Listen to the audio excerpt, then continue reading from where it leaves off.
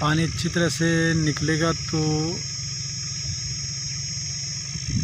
फसल अच्छी होगी, पीली नहीं पड़ेगी। देखिए धीरे धीरे अच्छी तरह लेवलिंग कर रहा है ड्राइवर, और इस तरह ये खेत बनकर तैयार हो जाएगा।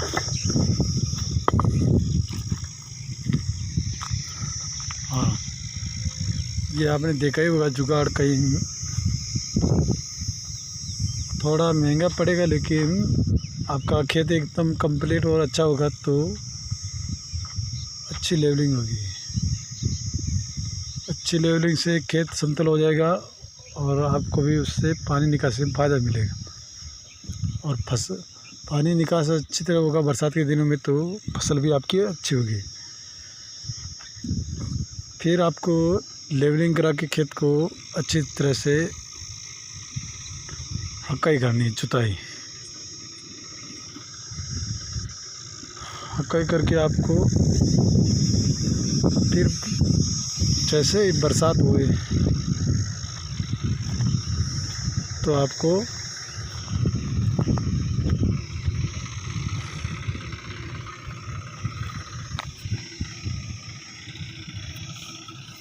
जैसे ही बरसात होवे वैसे ही आपको तैयार रहना है और खेत के अंदर बीज डालना है। कहते हैं ना कि फैल जाए पहल बाया सबसे अच्छा होता है। हाँ, जो जल्दी बोता है उसकी फसल अच्छी होती है और लेट बोने पर उस फसल थोड़ी कमज़ोर होती है। अच्छी तो लेकिन वो भी होती है, लेकिन पहले बोता है वैसी नहीं होती। ये बात मैं आपको इसलिए बता रहा हूँ, कहते हैं कि पहले बेटा हो तो बाप का सहारा बन जाता है, बेटी हो तो माँ का सहारा। इसी तरह ये बात इसलिए बता रहा हूँ। तो आपको फसल का चुनाव आप ही को करना है। जहाँ गलत ज़्यादा हो, यानी ज़्यादा बारिश वजह से फसल को नुकसान पहुँचता हो, वहाँ आप सोयाबीन बो सकते हैं, ज्वार बो सकते हैं, कपास लगा सकते हैं। कपास का वैसे टाइम निकल गया अभी,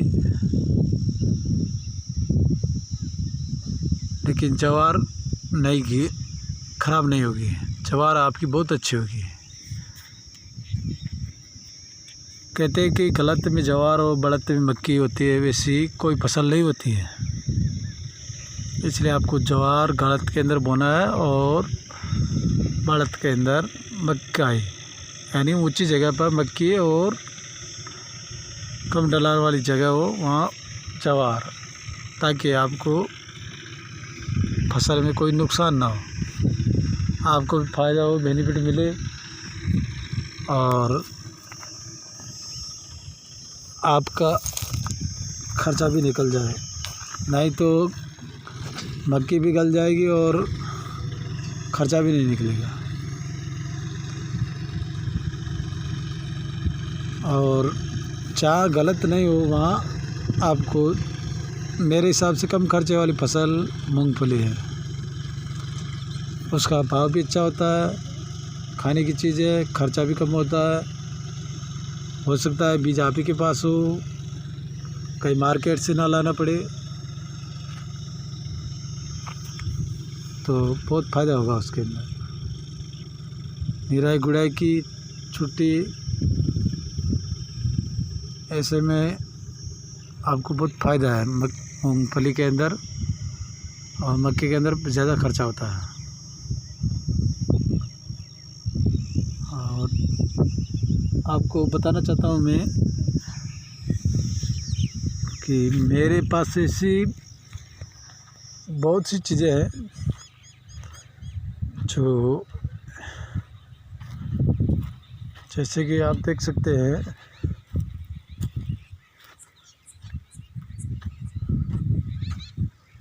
ये मैंने तारबंदी की हुई है। हाँ, और इसके अंदर हल्दी है, रतालू है,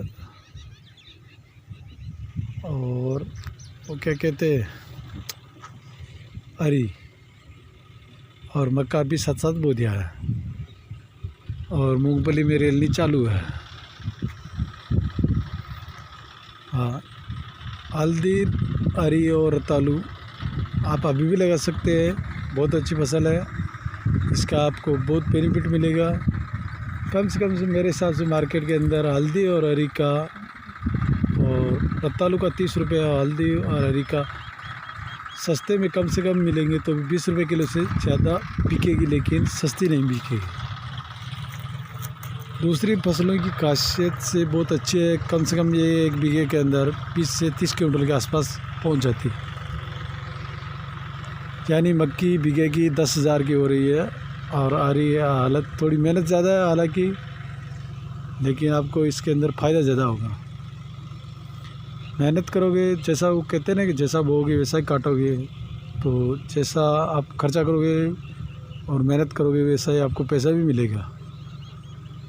आप 1 बीघे के अंदर 40 से 50,000 60,000 रुपये आपको मिलते हैं, मक्की के अंदर 10,000 रुपये मिलते हैं, तो आपको सोच रहा है, तय करना है क्या करना है आपको। मैं चाहता हूँ कि आप किसान हैं और किसान का भविष्य अच्छा रहे, अच्छा भविष्य बने, मेहनत वैसे ही करते हो, फालतू बैठे ना रहे, निराई गुड़ाई करते रहे, टाइम पिलाते रहिए, आपकी बहुत अच्छी फसल होगी और बहुत फ़ायदा होगा। ना तो इसके अंदर हल्दी और अरी रतालू के अंदर ज़्यादा ना तो DAP चाहिए, ना यूरिया चाहिए, ना दवाई चाहिए, इसके अंदर गोबर खाद हो तो वो सबसे अच्छी है, आपको बहुत फ़ायदा मिलेगा इससे, बहुत ही अच्छी इनकम होगी। बस मैं आपसे ये कहना चाहता हूँ कि पहली बार मैं YouTube पे आया हूँ, लाइक का बटन दबाना ना भूले,